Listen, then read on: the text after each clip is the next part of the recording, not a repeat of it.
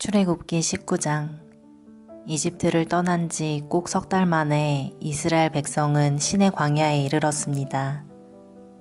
이스라엘 백성은 르비딤을 떠나 신의 광야에 이르러 시내산 맞은편 광야에 천막을 쳤습니다. 모세는 하나님을 만나러 산으로 올라갔습니다. 여호와께서 산에서 모세를 불러 말씀하셨습니다. 야곱 자손들에게 말하여라. 이스라엘 백성에게 전하여라. 너희 모두는 내가 이집트 백성에게 한 일을 다 보았다. 그리고 독수리가 날개로 새끼들을 실어 나르듯 내가 너희를 어떻게 나에게 데리고 왔는가도 보았다. 그러므로 이제 너희가 내 목소리를 듣고 내 언약을 지키면 너희는 모든 백성 중에서 나의 보물이 될 것이다. 온 땅의 백성이 다 내게 속하였지만 너희는 내게 제사장 나라와 거룩한 백성이 될 것이다. 너는 이 말을 이스라엘 백성에게 전하여라. 그리하여 모세는 산 아래로 내려가서 백성의 장로들을 모아놓고 여호와께서 명령하신 모든 말씀을 다 전했습니다. 그러자 모든 백성이 한 목소리로 대답했습니다.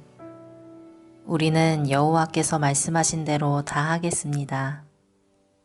모세는 백성들의 말을 여호와께 알려드렸습니다. 여호와께서 모세에게 말씀하셨습니다. 내가 짙은 구름 속에서 너에게 갈 것이다. 그래서 내가 너와 이야기할 때에 백성들이 듣고 언제까지나 너를 믿도록 할 것이다. 모세가 백성의 말을 여호와께 알려드리자 여호와께서 모세에게 말씀하셨습니다. 백성에게 가서 오늘과 내일 그들을 정결하게 하여라. 옷을 빨게 하고 셋째 날을 준비하게 하여라. 그날에 나 여호와가 모든 백성이 보는 가운데 시내산으로 내려갈 것이다. 너는 백성의 둘레에 경계선을 정해주어 백성이 그 경계선을 넘어오지 않도록 하여라. 백성에게 산으로 올라가지도 말고 산기슭을 밟지도 말라고 일러라. 누구든지 산기슭을 밟는 사람은 죽을 것이다. 아무도 그 사람에게 손을 대지 말고 그런 자는 돌로 죽이거나 화살을 쏴서 죽여라. 사람이든 짐승이든 살려두지 마라. 하지만 나팔 소리가 길게 울려 펴지면 산에 올라와도 좋다.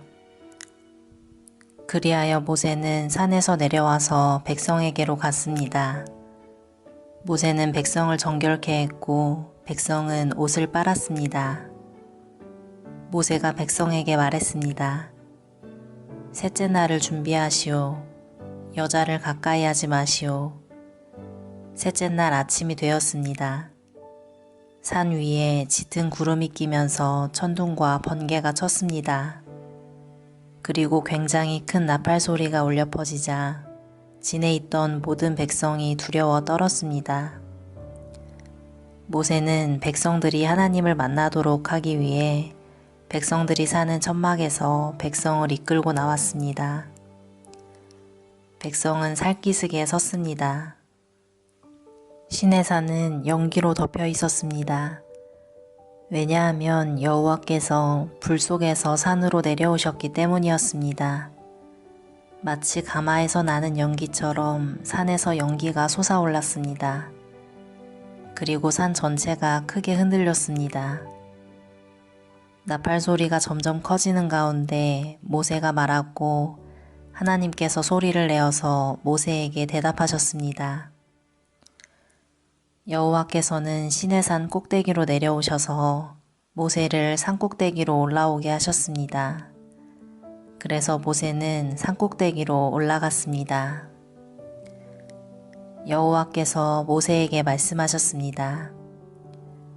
내려가서 나를 보기 위해 가까이 나아오지 말라고 백성에게 경고하여라.